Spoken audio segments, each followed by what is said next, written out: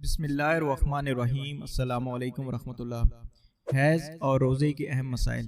Number 1، عورت کے لیے حیض کے دوران روزہ رکھنا اور نماز پڑھنا جائز نہیں ہے۔ نمبر 2، پاک ہونے کے بعد روزہ رکھنا شروع کرے۔ اگر رمضان باقی ہے اور جو روزے رہ گئے ہیں بعد میں قضا کی نیت سے رکھ لے، باقی حیض کے دوران نماز معاف ہے، اس کی قضا کی ضرورت نہیں۔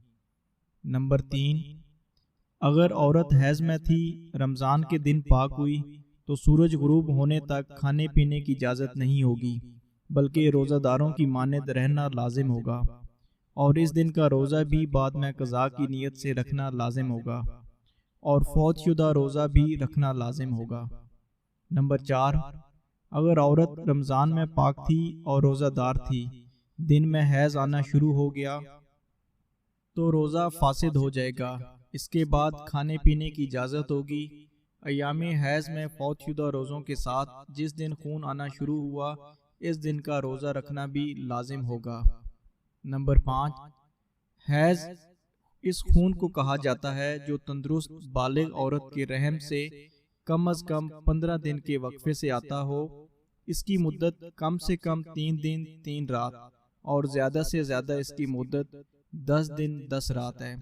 اگر اس سے زائد ہے تو وہ حیض کے حکم میں نہیں بلکہ استحاضہ ہوگا۔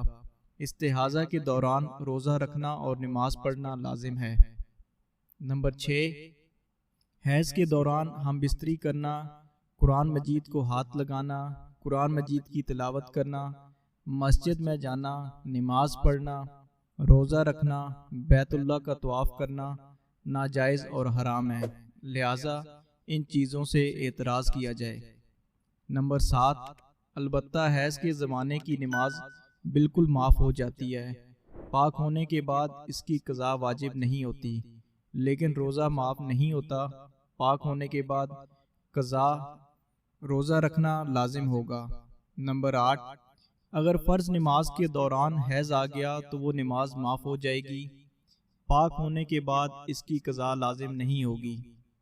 نمبر 9، اگر نفل یا سنت نماز پڑھنے کے دوران حیض آ گیا تو پاک ہونے کے بعد اس کی قضا لازم ہوگی۔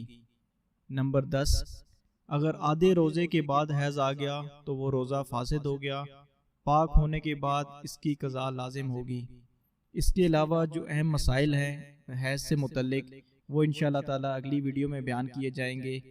وما علینا الا البلاغ۔